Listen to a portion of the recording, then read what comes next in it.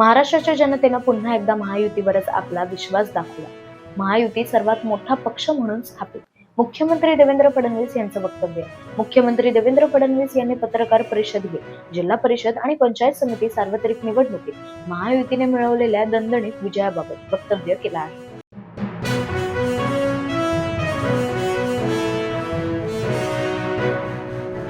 कोकणात महायुतीचा दणदणीत विजय. भरघोस मतांनी विजय झाल्यानंतर प्रदेशाध्यक्ष रवींद्र चव्हाण यांची पहिली प्रतिक्रिया समोर येत आहे. माध्यमांशी संवाद साधताना कोकण आता महायुतीचा आहे हे आज झालेल्या निकालाने सिद्ध झालं आहे. मात्र अजितदादांच्या निधनामुळे कुणीही जल्लोष करणार नाही. प्रदेशाध्यक्ष रवींद्र चव्हाण यांचं वक्तव्य.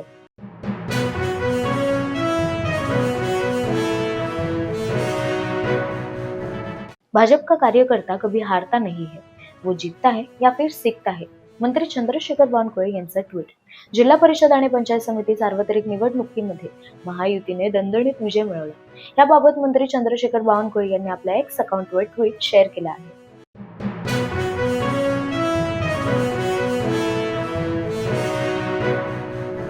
मंत्री चंद्रशेखर बावनकुळे यांच्या अध्यक्षतेखाली जिल्हाधिकारी कार्यालय नागपूर येथे विविध विषयांच्या अनुषंगाने आढावा बैठक पार पडली. या बैठकीत सध्या सुरू असलेल्या विकास कामांचा आढावा घेऊन प्रलंबित कामांचा लवकरात लवकर निपटारा करण्याचे निर्देश मंत्री चंद्रशेखर बावनकुळे यांनी दिले.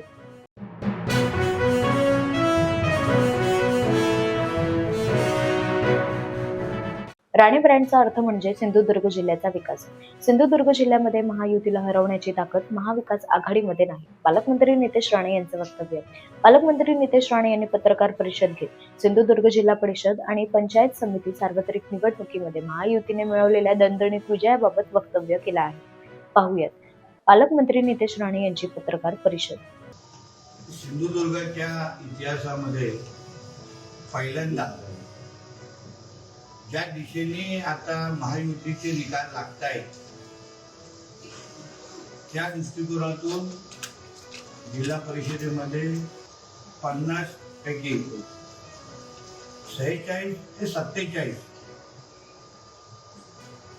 असे उमेदवार महायुतीचे निवडून आणण्याच्या दृष्टिकोनातून आमची घोडदौड सुरू आहे.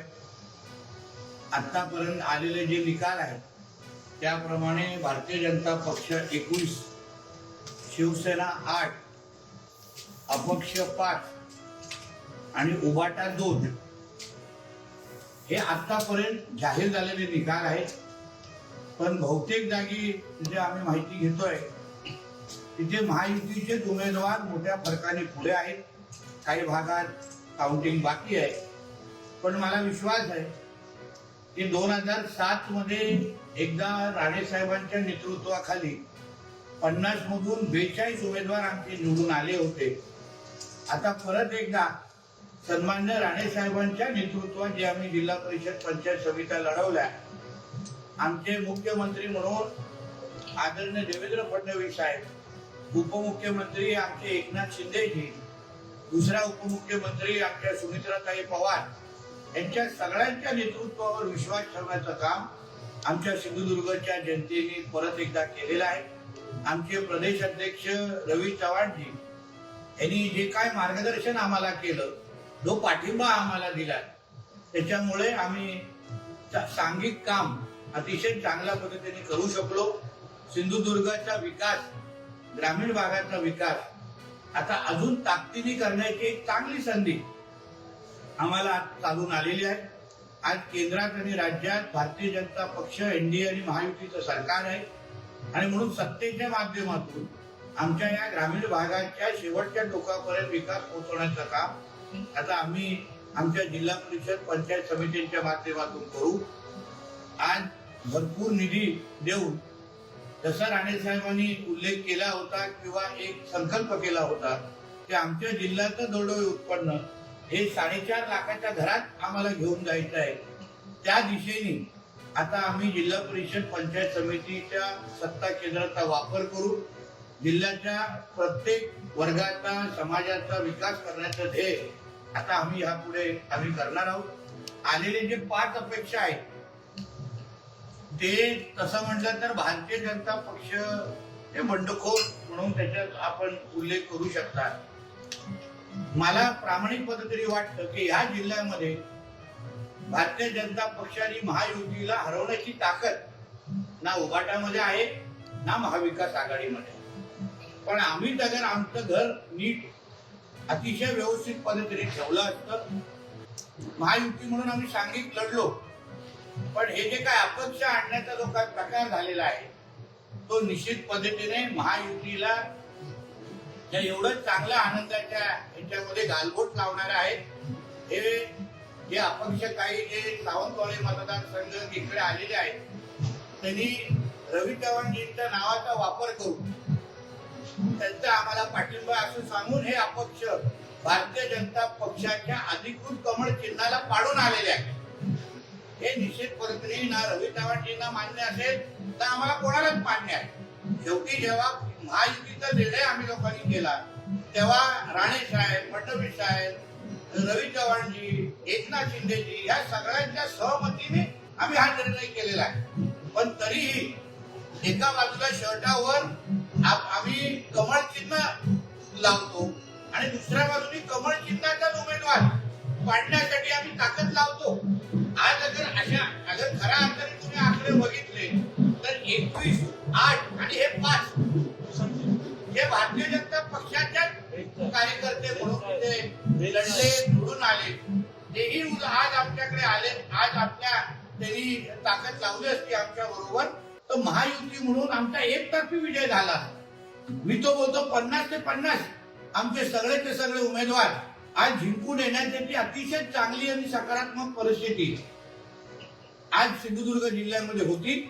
पण ह्या गोष्टीवर आम्ही निश्चित पद्धतीने आता निकालाच्या नंतर महायुती म्हणून हे जे काही मस्ती करणारे जे लोक आहेत, अदृश्य हाताच्या नावाने महायुती आणि सिंधुदुर्गाच्या विकासाला गालबोट लावणारे जे लोक आहेत, अदृश्य हाताच्या नावाने आमच्या जिल्ह्यामध्ये भारतीय जनता पक्षाच्या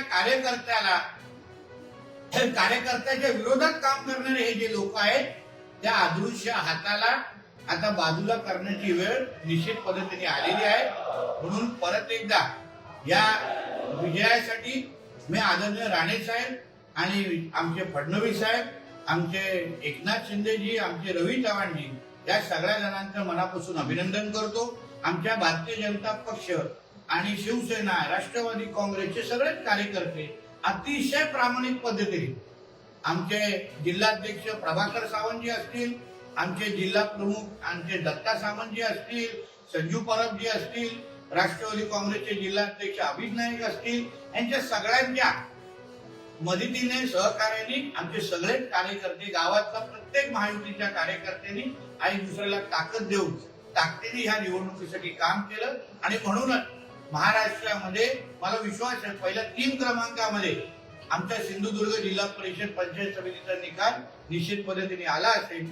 परत एकदा मी सगळ्यांचं अभिनंदन करतो. तुम्ही या जिल्ह्याचे पालकमंत्री आहेत आणि आता विजय बघता राजकारणात अशी चर्चा झाली की सिंधुदुर्ग जिल्ह्यात पुन्हा एकदा राणे ब्रँडची हवा सुरू आहे. बघा, राणे ब्रँडचा अर्थ आहे सिंधुदुर्गाचा विकास.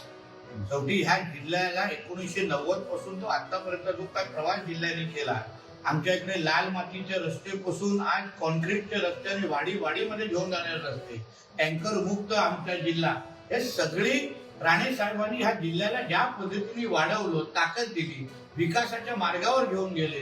राज्यात नाही, देशात नाही, जगाच्या पाठीवर सिंधुदुर्ग जिल्ह्याची एक वेगळी ओळख आमच्या सन्मान्य राणे साहेबांनी या जिल्ह्याला मिळवून दिली. आज त्यांच्याच विचारावर चालणारे आमच्यासारखे असंख्य कार्यकर्ते आहेत.